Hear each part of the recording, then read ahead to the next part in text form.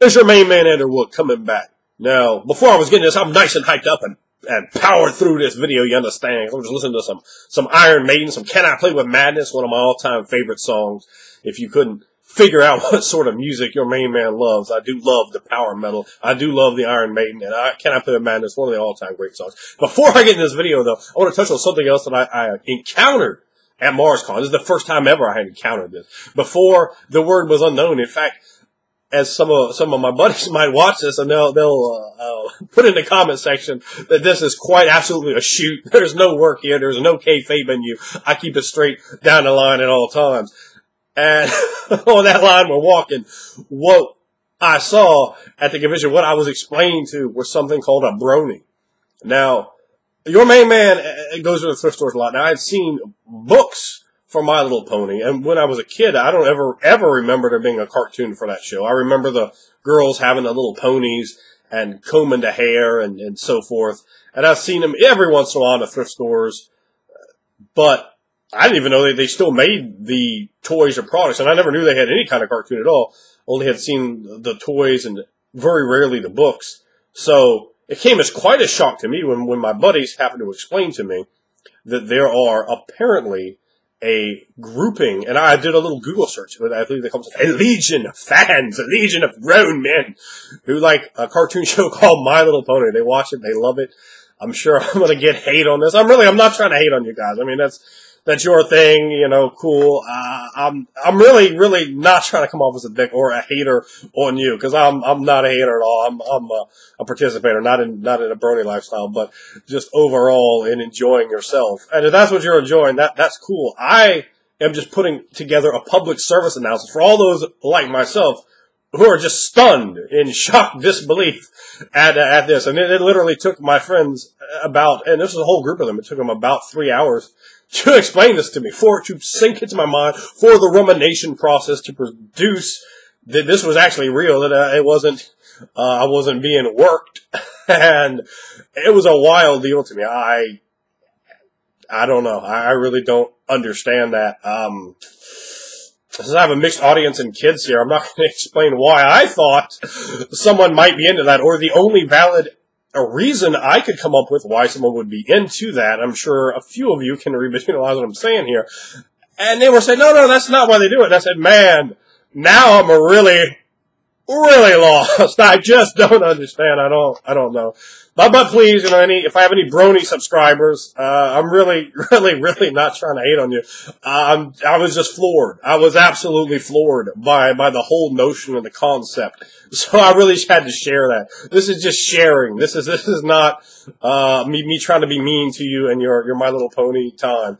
I don't understand it at all. And, you know, that's cool. So I'm just letting you guys know that there are something called bronies out there. And at first when they said, I thought, I was going to throw the word jabroni around. I thought they called him jabroni, just shorten up to brony. Man, how lazy are you being? And they went through a whole long process explaining it to me, really getting it in. I said, I just can't believe it. I can't believe it. Good Lord, what's cracking off? What's breaking loose and what's going down these days, baby? What sort of end of days are we in? The full horsemen of the apocalypse on some pink, powder blue, lime, and mango colored ponies coming through death, plague, war, and pestilence, baby. It's a whole new kind of brony revolution. You understand what I'm saying? In fact, that might actually be kind of neat, but, I do apologize for the glare on my nugget.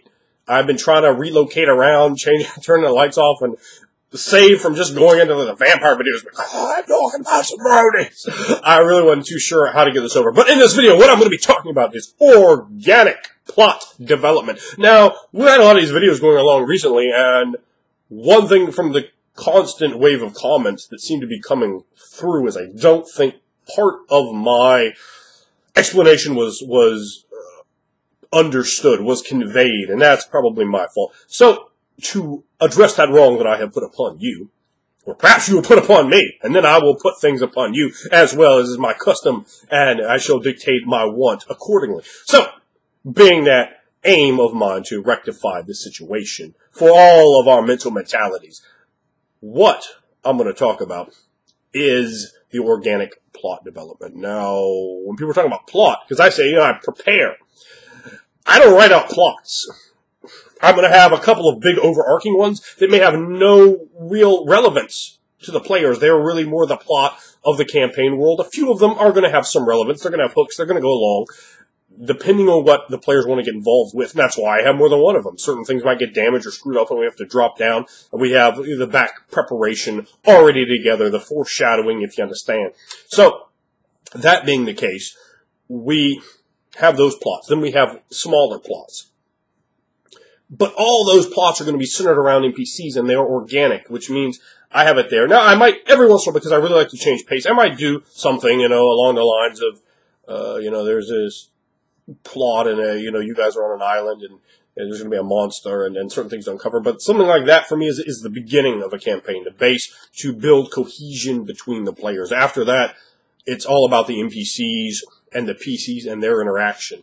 The plot hooks the PC develop the things they find interesting, the one sort of idea that they pursue. And when they pursue those onto the lines of the PCs, and when the PCs pursue onto the NPCs and begin to build those relationships, events occur and follow through. So I'm not preparing a plot in those fashions. I don't like, okay, this week we're going to do X, Y, and Z. Next week we're going to do Q, H, and B. No.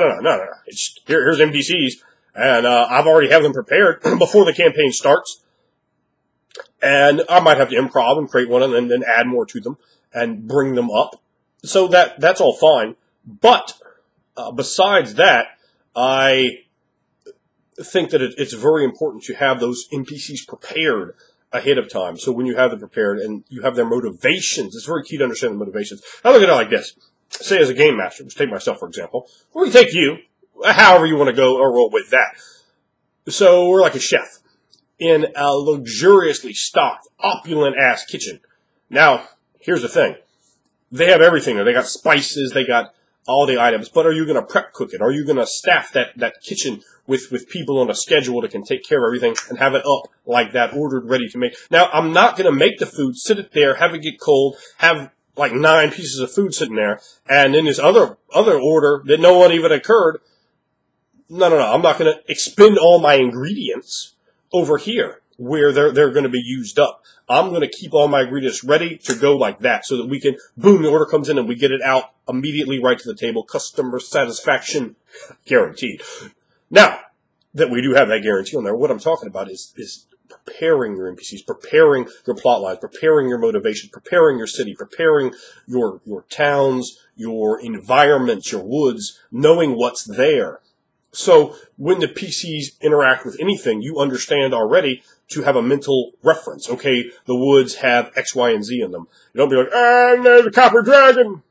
Motherfucker, you didn't have no damn copper dragon up in them woods. What's wrong with you?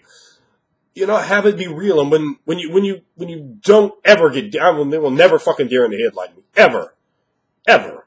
And when you don't have that, man, your players will trust you. They will feel the world is real. And when the world is real for you and you look at them and say, yeah, this motherfucker is real, son. What you got now with your bitch ass?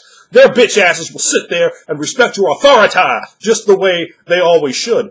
Now, it is my goal to always have them there in the highest level of suspendable disbelief so that we can progress into those vistas of imagination I so fluently attempt to cultivate within that creative shared space. So, what I'm talking about, again, organic development of plot, creating all the elements, stockpiling the sort of entities that are in this town, that are in this wood, that are in this city, the NPCs, having pictures, having motivations, having goals, and any sort of statistical information that might be relevant. Now, not for, say, everything, every hit point, skill point, things like that. No, it's not necessary to go into that sort of level, but to understand a personality. Particularly when you run a role-playing game, there should always be opportunities to talk to things. Not everything, not every time, not every individual is going to be able to talk their way out of situations, but there should be those interactions. How much more interesting is the Death Knight when you actually get the role-playing instead of going, I'm gonna kill you. I'm a stat block. Don't be a stat block.